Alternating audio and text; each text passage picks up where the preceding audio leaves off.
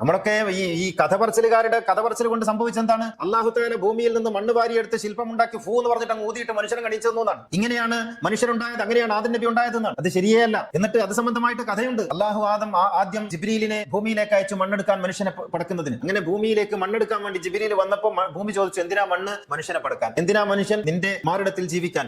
അങ്ങനെ ഒരു മനുഷ്യനൊന്നും എനിക്ക് വേണ്ട എന്ന് പറഞ്ഞിട്ട് ഭൂമി ജിബ്രീലിനെ തിരിച്ചയച്ചു. പിന്നെ മീകായിലിനെ അയച്ചു, മീകായിലിനെയും തിരിച്ചയച്ചു. ഇസ്രാഫീലിനെ അയച്ചു, ഇസ്രാഫീലിനെയും തിരിച്ചയച്ചു. പിന്നെ അസ്രായിലിനെ അയച്ചു. അസ്രായിൽ ഒരു ഗുണ്ടയാണ്. അസ്രായിലിനെ അയച്ചപ്പോ അസ്രായിൽ വന്നിട്ട് ഭൂമി തിരിച്ചയച്ചപ്പോ ബലമായിട്ട് മണ്ണിൽ മണ്ണെടുത്തു. അങ്ങനെ കൊണ്ടുപോയപ്പോ അല്ലാഹു തആല പറഞ്ഞു, നീ ബലമായി മണ്ണെടുത്ത് കൊണ്ടുവന്നത് കൊണ്ട് ഈ മനുഷ്യനെ മണ്ണിലേക്ക് തന്നെ മടക്കാനുള്ള ഉത്തരവാദിത്വം നിനക്കാണ്. എന്നിട്ടാണ് അത്ര റൂഹ് പിടിക്കാൻ ഏൽപ്പിച്ചതെന്ന് കഥയാണ് തഫ്സീറുകൾ എഴുതിയ. ഇങ്ങനെയുള്ള ഒരുപാട് മായാവി കഥകളുടെ സമാഹാരമാണല്ലോ നമ്മുടെ തഫ്സീറുകളും ഹദീസ് ഗ്രന്ഥങ്ങളും ഒക്കെ. ഇങ്ങനെയുള്ള കഥയുണ്ടാക്കി എന്നിട്ട് ഈ മണ്ണ് കൊണ്ടുപോയി അതിലൽപ്പം സംസം വെള്ളമൊക്കെ ചേർത്ത് എന്നിട്ട് കുഴച്ച് അല്ലാഹു കാനായി കുഞ്ഞിരാമനെ പോലെ ഒരു ശില്പം ഉണ്ടാക്കി എന്നിട്ട് അതിന്റെ മൂക്കിലേക്ക് അങ്ങ് റൂഹ് ഊതിയിട്ട് എഴുന്നേറ്റ് നിന്നപ്പോൾ ആദം മനുഷ്യനായി എന്നാണ്. എന്ത് രസകരമായ കഥയാണ് ഉണ്ടാക്കിയിട്ടുള്ളത്.